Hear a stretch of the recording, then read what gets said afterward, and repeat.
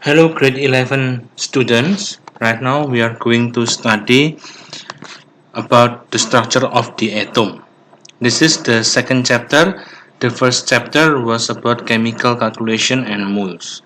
The second chapter the structure of the atoms. As we know, there are three subatomic particles: proton, neutron, and electrons.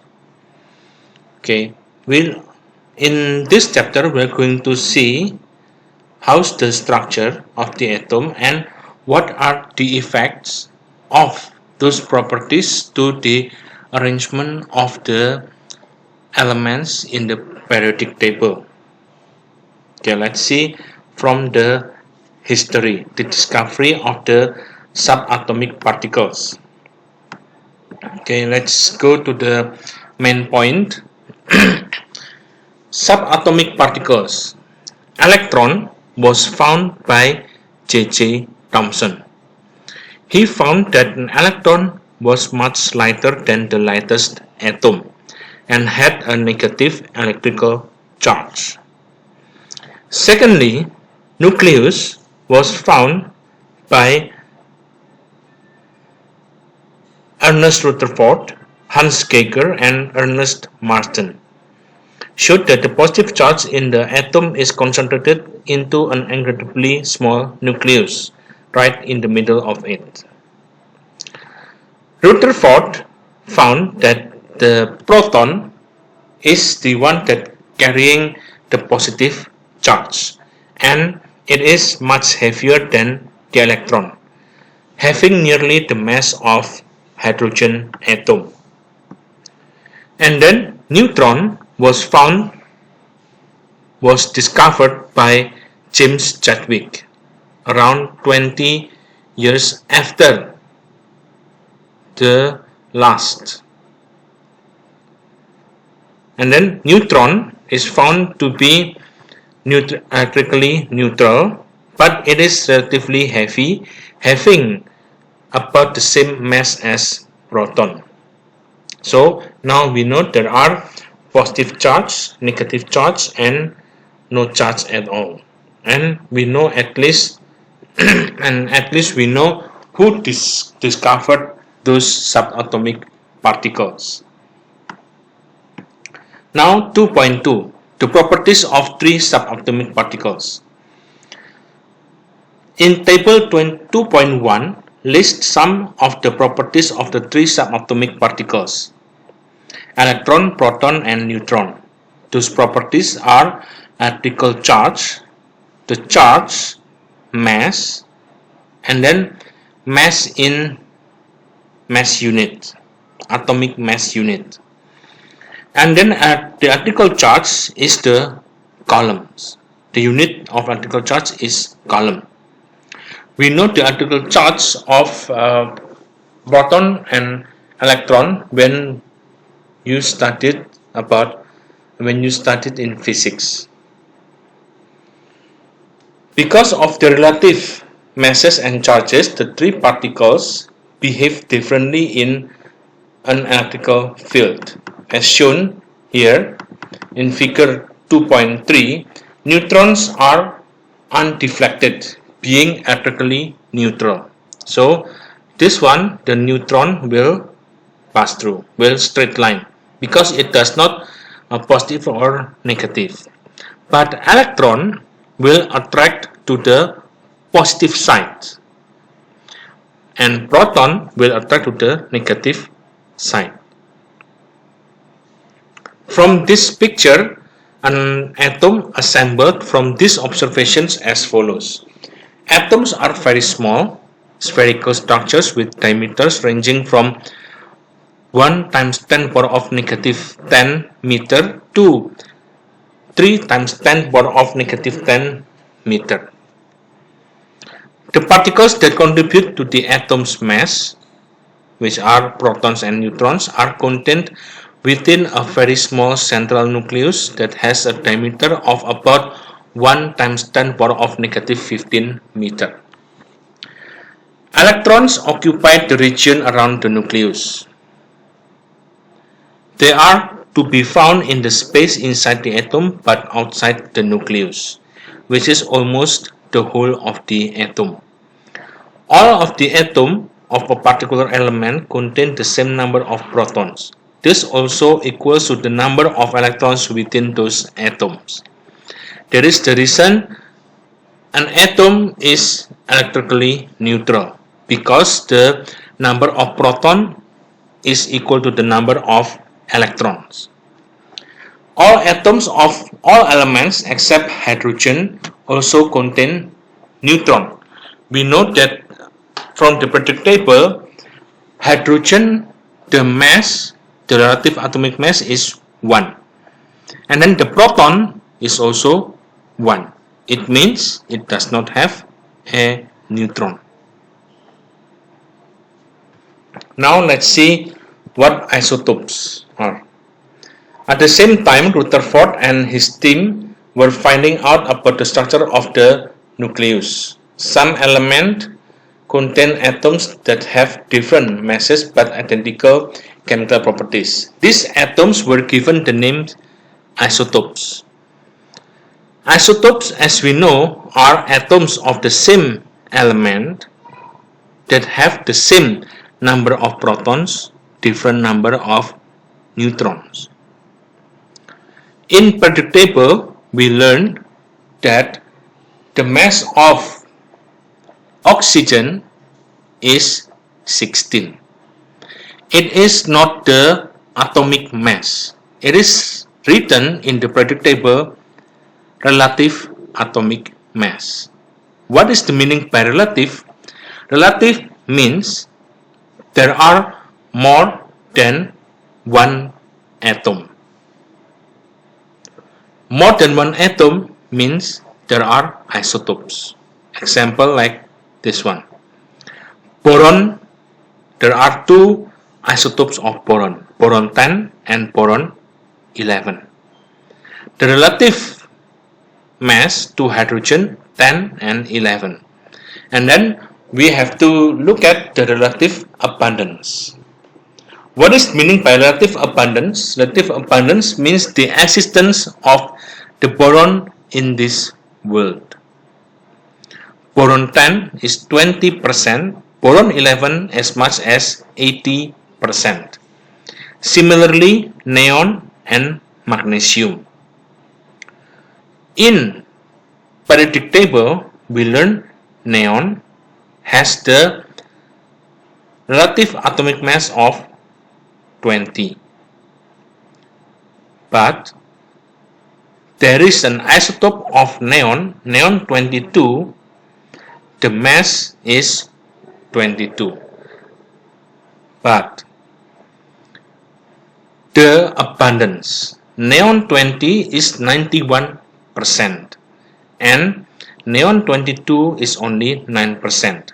After this, we are going to study how to calculate the relative atomic mass of an element from its isotopes.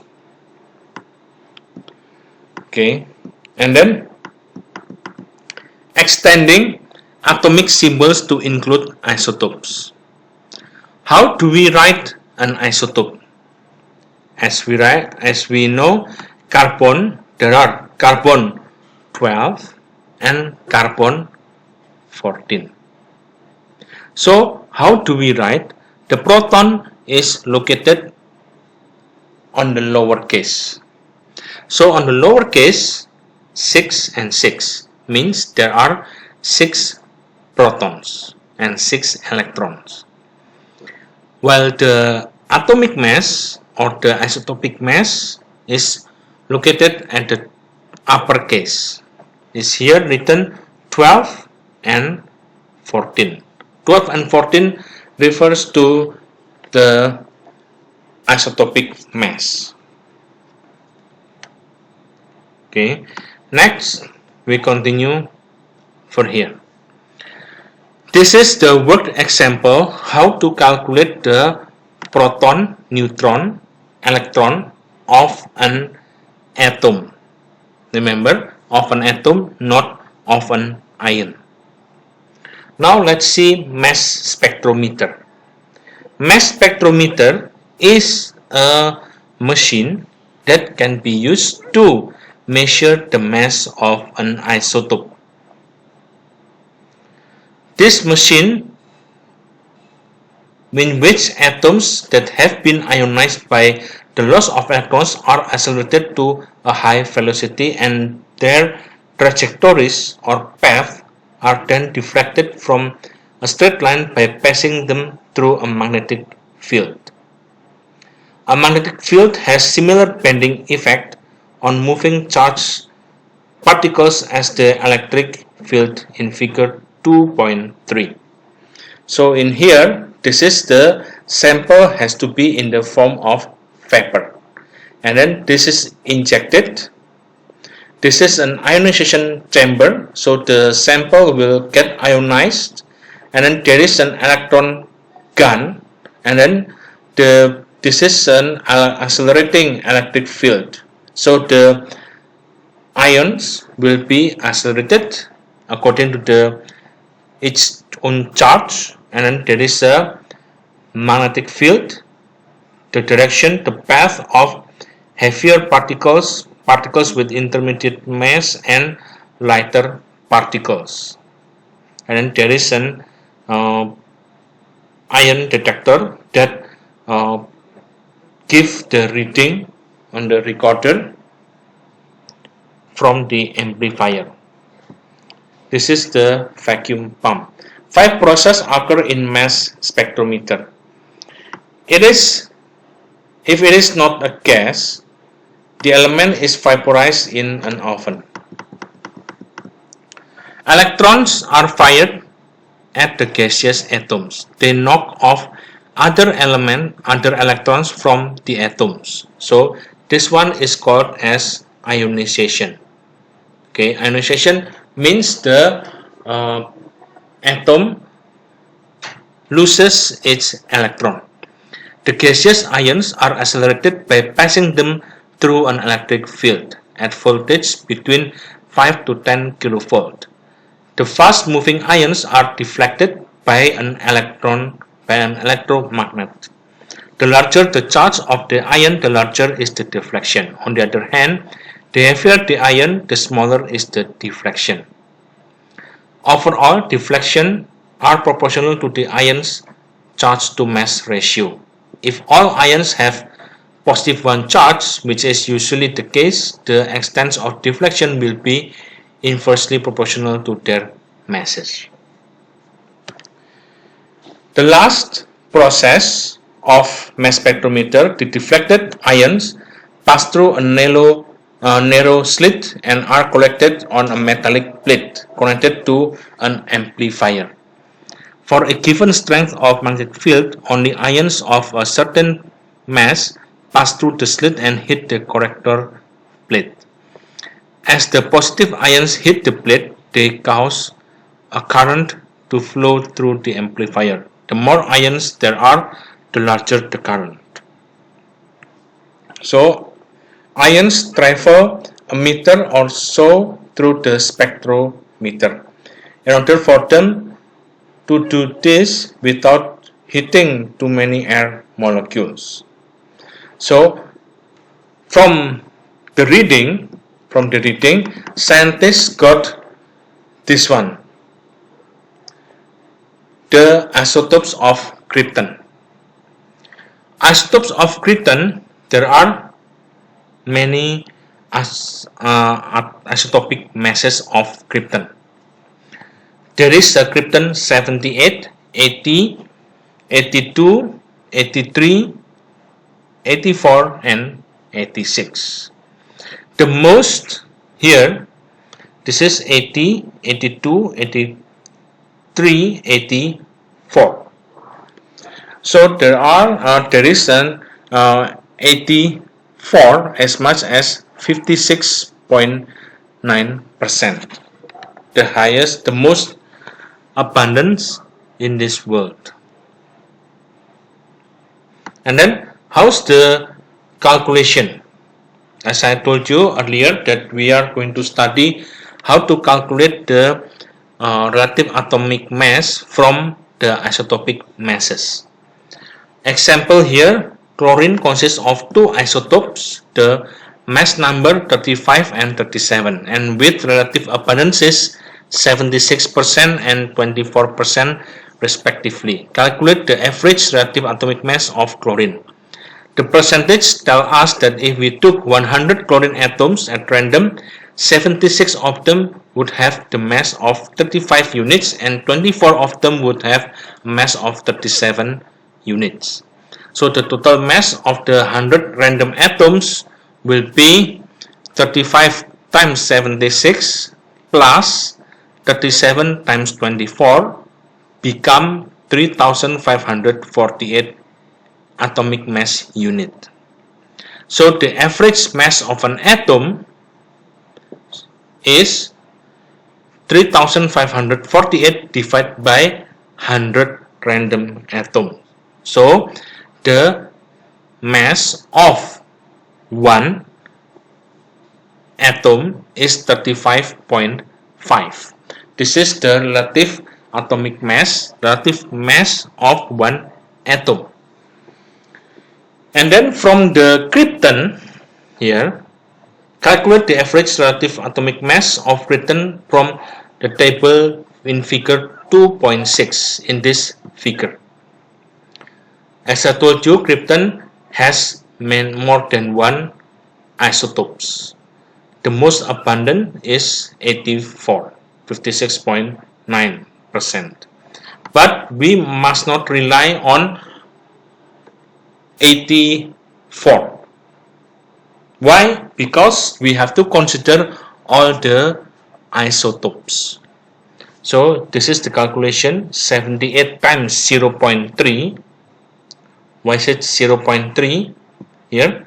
0.3%. So 80 times 2.3 plus 82 times 11.6 plus 83 times 11.5 plus 84 times 56.9 plus 86 times 17.4. All of those additions we have to divide by 100. Why 100? Because it is average 100 random atom. So the mass of the relative atomic mass of one atom is 83.9 atomic mass unit. Okay, now let's see the chemical energy. The concept of energy is central to our understanding of how changes come about in physical world. Our study of chemical reactions depend on energy concepts. So there are three energy here discussed: chemical energy, potential energy, and kinetic energy. Kinetic energy increases as the temperature increases. We know that like in solid particles, the arrangement it is compact. The movement, it does not move, it only vibrates in a fixed position. As the heat energy is given in to the particles gain more energy. The energy of heat energy is transformed to kinetic energy. So the higher the heat energy, the higher the kinetic, the faster it moves. Chemists use a scale of temperature called absolute temperature scale, and on this scale the kinetic energy is proportional to the temperature, because higher temperature, higher kinetic. Kinetic can be of three different types. The simplest energy is due to translation, movement from one place to another place, like mathematics, translation, movement. And then rotation, the particles, the atom rotate. And then there is a vibration. As it vibrates, it will also rotating. And then potential energy. In studying chemical energy, We are usually more interested in the potential energy of the system than in its kinetic energy. This is because the potential energy gives us important quantitative information about the strength of chemical bonds. At normal temperature, potential energy is much larger than the kinetic energy. Potential arises because atoms, ions, and molecules attract and repel one another. These attractions and repulsions follow from the basic principle of electrostatics, that unlike charges attract and like charges repel. Any compounds contain particles with clear positive and negative charge on them. Two positively charged ions will repel each other, and also two negative charged particles will repel each other.